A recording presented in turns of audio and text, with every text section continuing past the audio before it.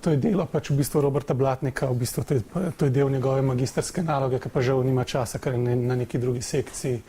Tako da jaz se s tem ukvarjam bolj strokovno, v bistvu tukaj gre pa za eno raziskavo, ki smo jo takrat pač naredili že pred par leti. Zdaj, če gledamo forenzično verifikacijo govorcev, tukaj gre za pač neko strokovno mnenje, ali se na 2 ali več govornih posnetkih nahaja glas istega govorca. Zdaj, te metode so lahko precej učinkovite oziroma so precej lahko vplivajo pač na samo odločitev na sodišču, tako glede obsodbe same kot oprostitve. Zdaj, v idealnih pogojih, ki jih imamo, je pač ta identifikacija relativno preprosta v bistvu. To dokazujejo pač sistemi za avtomatsko razpoznavanje govorcev, ki delajo v takih idealnih, bom rekel, laboratorijskih pogojih, so razmerno presenetljivo zelo dobro, ne. Ampak nažalost je pa med razpoznavo govorcev pač v teh pogojih in pa med forenzično identifikacijo govorcev pa precejšnja razlika, ki bomo pač probali tudi tukaj potem prikazati. Zdaj, v praksi pač v forenzičnih primerih mi ne moramo nadzirati, pričakovati ali pa kakorkoli predvidevati pogojev, v katerih se pridobijo pač te posamezni govorni posnetki. Obtoženec niti ne želi ponovadi korektno sodelovati, zelo ovira v bistvu celotno stvar in pridobivanje teh vzorcev. Zaradi tega je pač ta govorni signal, ki ga dobimo, pač bistveno bolj spremenljiv. Zdaj, če gledamo tukaj te variabilnosti tega govornega signala, ki jih imamo, ene so pač svojske variabilnosti, pač človek nikoli istega stavka ne ponovi dvakrat, pač to je splošno znano, ki se lahko vsak pač prepriča. Same variabilnosti pa tudi v načinu govora, ki je takrat v kakšnem čustvenem stanju, je pač ta človek, tudi sam časovni zamik s časom se spreminja, lahko je pod vplivom določenih substanc in podobno. Potem so tukaj pač neke izsiljene variabilnosti, kot je Lombardov učinek, to je v bistvu pojav, ko človek začne nekako drugače bolj na glas govoriti, v bistvu v bolj hrupnem okolju ali pa po šumnem, stres zaradi zunanjega vpliva. Potem še pač razni pojavi, ki se pojavljajo, ko se glasovi prekrivajo in podobno. Imamo pa še potem te zunanje variabilnosti, ki so pa odvisne pač od samega tipa. Lahko od tipa tega, kako zajamemo ta govorni signal, se pravi od tipa mikrofona, telefona oziroma tako naprej, oziroma od samega komunikacijskega kanala, preko katerega to prenašamo. Ni vseeno, ali pač to poznamo direktno na računalnik, ali gre to preko GSM telefonije ali pa navadne stacionarne telefonije. Zdaj, če pogledamo tukaj pač če gremo malo skozi te metode, ki se uporabljajo za pač forenzične namene, treba je gledati pač, da pač na sodiščih vladajo pač neka taka konzervativna pravila, ker so pač določeno, kaj se sme uporabljati in kaj se ne sme uporabljati in tako naprej. In tukaj vidimo neko, da uporablja se pač vedno kombinacije pač večjih metod, ne od tistih najbolj preprostih metod, kot so recimo tradicionalne metode, ki resnično zaznavno, ker ugotavljamo neke fonetične zakonitosti in lahko izločimo nekatere stvari, recimo tudi avtomatski sistem nikoli ne bi zaznal, kot recimo neko narečje ali nekaj takega. To zelo hitro izločimo nekega človeka, ki bi ga pač sistemsko prepoznal kot tujca. S tem se izognemo najbolj takim drobnim napakam, v katerih bi lahko prišlo. Potem imamo recimo skupne eksperimentalne metode, ker pač določene parametre izmerimo in se pač izdelamo in tako naprej. Razne polautomatske metode, ki se delamo in tako, kasneje se lahko uporabljajo skupni za poznavanje govorcev.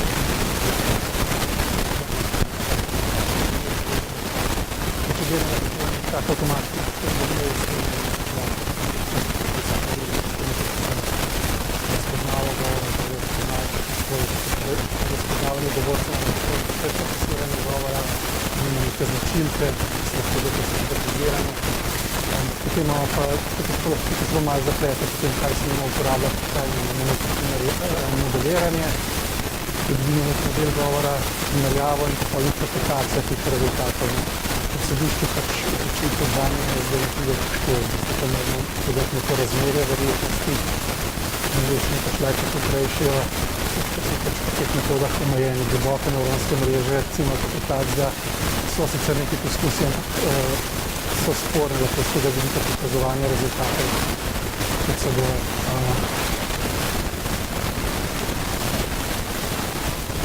Če gremo mogoče naprej, da zdaj pač razložim pač v bistvu to metodo, ki jo pač spremenijo pač na sodišču, ki je zakonodaja za ocenjevanje zanesljivosti geografskega gradiva.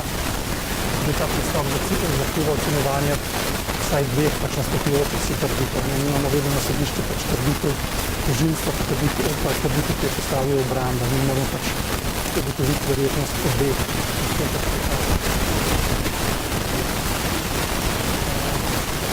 Zdaj, če gledamo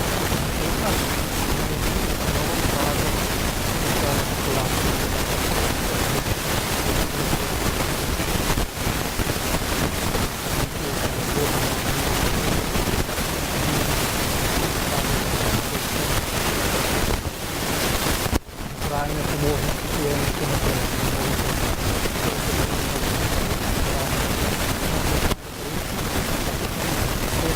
Sandra Simonsa, ker imamo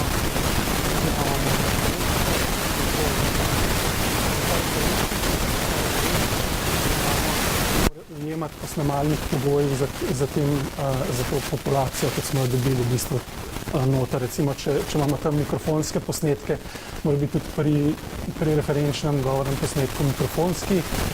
Če pa ta posnetek preiskovanja oziroma taki prisluh, ki ga dobijo narejen z GSM telefonijo, recimo imamo potem še kontrolni posnetek, ki je pa tudi narejen s tem. S tem lahko pač nekako dobimo, zajamemo oceno podobnosti znotraj tega, se pravi med posnetki, za katere vemo, da so enaki in pa pač razliko z tem, kako se razlikuje posamezne značilnosti med različnimi govorci. Pa če zračunamo pol po tej schemi, pač lahko zračunamo pač to razmerje verjetnosti, kot je. Zdaj pa, če grem k temu našemu eksperimentu, kot sem rekel, zelo vpliva pač ta prenosni kanal in to smo mi želeli pač tukaj noter preveriti. Posneli smo pač, nismo pač omejeni, tako smo lahko pač ta poskus glasov smo lahko zajeli, pač posneli smo 25 moško govorečih oseb. Tukaj smo izbrali govorcev različnih starosti, ki so bili delno aktivni, nekateri med vami so sodelovali v takem snemanju. Skupina je bila med 25 do 65 let. Govorci so bili posneti preko več različnih naprav, se pravi, tako govor je bil zajet preko različnih mikrofonov in podobnega kot prenešen je bil potem preko različnih telefonij ali pa direktno zajet z računalnikom. Govor, ki so ga pa govorili, je bil pa narejen na 3 načine, pač spontani govor, branje in pa pač nek dialog v bistvu, ki ga je pač s tistim, ki je to snemal, ki je bil voden s tem. Pač vsak tak način govora je bil približno 2 minuti posnet. Zdaj pač meritve smo izvajali v več korakih, najprej smo pač generirali tisti model ozadja, naučili sistem, testirali pa analizirali rezultate.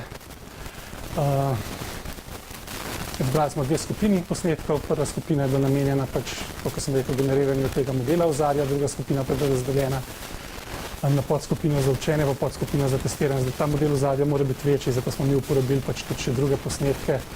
Pri GSM telefoniji smo uporabili dejanske prisluhe pač slovenskih tistih še govorcev noter. Pa tudi pri mikrofonskih posnetkih smo dali še te dodatne posnetke noter. Modele smo pač učili s posnetki preko vseh 5 kanalov, uporabili smo pa bran, pa spontani govor, pa testirali smo pa uporabili govor, ki je bil predobljen pri dialogu.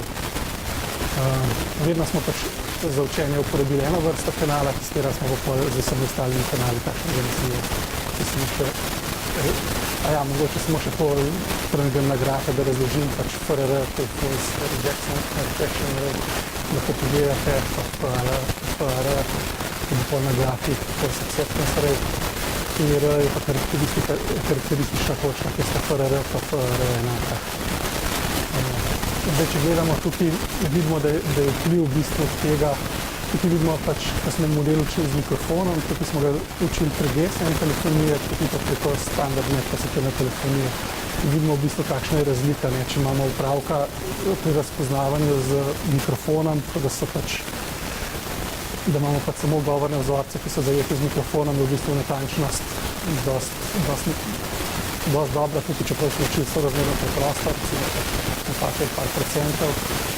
Če gledamo pri DSM telefoniji, je že 20% napaka, v bistvu, če imamo kombinacijo posnetkov iz mikrofona prek DSM telefonije. Podobno vidimo tudi zelo velika napaka pride recimo pri navadni stacionarni telefoniji pa DSM telefoniji, torej v bistvu precej zaskrbljujoče, zato ker v dejanskih primerih v naravi imamo ravno take primere, v bistvu praktično nikoli nimamo opravka z enako zajetim govornim signalom, tako si seveda ne vem, kako je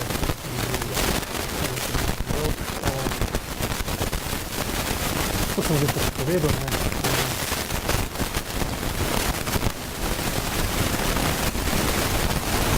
Tako sem že povedal, da približno toliko časa zmanjkuje, ne bom nič.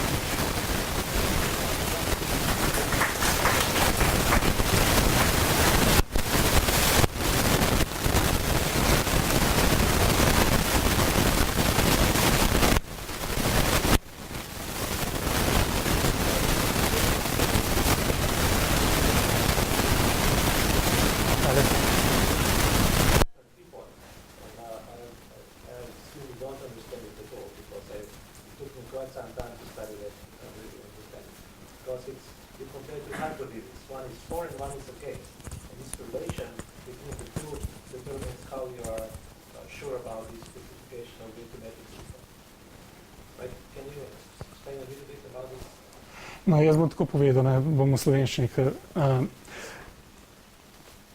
ne vem, če je to pač odgovor na to tvoje, ampak če mi damo sodniku nek rezultat, recimo, da je 99% verjetnost, da gre za pač tisto osebo, ki je, si sodnik s tem podatkom ne zna kaj dosti pomagati. Bom povedal, zakaj. Sodnik v bistvu dobi sicer 99% rezultat kot 99% verjetnost, ampak on mora pa odločati v bistvu, da ni nobenega dvoma, da lahko obtoži to osebo, da bo to naredil. In on ima še neke dodatne podatke, recimo koliko ljudi je prijelo tisti telefon v roke ali pa karkoli, ki jih dobi, ki jih pa izvedenec ne ve. Ne? In 99% verjetnost mu popolnoma nič ne pove v bistvu. Če pa mi podamo rezultat kot ta likelihood ratio, to recimo pomeni, da je na podlagi teh značilnosti govornega signala, ki smo jih mi opazili, 10.000-krat večja verjetnost, da gre za obtoženca, recimo, kot da ne gre, pa on lahko to kombinira z drugimi pravili. Recimo, mi dobimo to vrednost likelihood ratio 10.000, ampak to še nič ne govori o tem, ali je on kriv ali on ni kriv. Bom povedal zelo konkreten primer. Če sodnik nima nobenega drugega dokaza več pri sebi, je predhodna verjetnost 1:1.000.000, recimo, lahko bi bil katerikoli moško govoreč Slovenc. In ko on to pomnoži, ko se to pač pomnoži med sabo, dobimo na koncu rezultat, da je 100-krat večja verjetnost, da ne gre za tega človeka, čeprav smo mi ugotovili z našimi metodami, da to kaže, da si in enostavno zaključi, da ni dovolj dokazal, da bi bil lahko obtožen. Če pa on dobi recimo še DNK analizo, recimo slušalke v roke, ker si je bilo ugotovljeno, da sta samo 2 osebi uporabljale to slušalko, je pa popolnoma drugače. Če smo mi ugotovili, da je 10.000-krat večja verjetnost, tam je bila pa 50%, recimo tako, je še vedno 5.000-krat bolj verjetno na koncu, da je. Tukaj bo pa že premislil, ali je to dosti močen dokaz, da ga lahko obtoži ali ne. Rezultat naš, ki smo ga dali kot izvedenci, je bil popolnoma identičen, sodnik je pa odločil, ali je kriv ali ni kriv. In to je bistvo tega, izvedenec nikdar ne odloča, ali je nekdo kriv ali ni.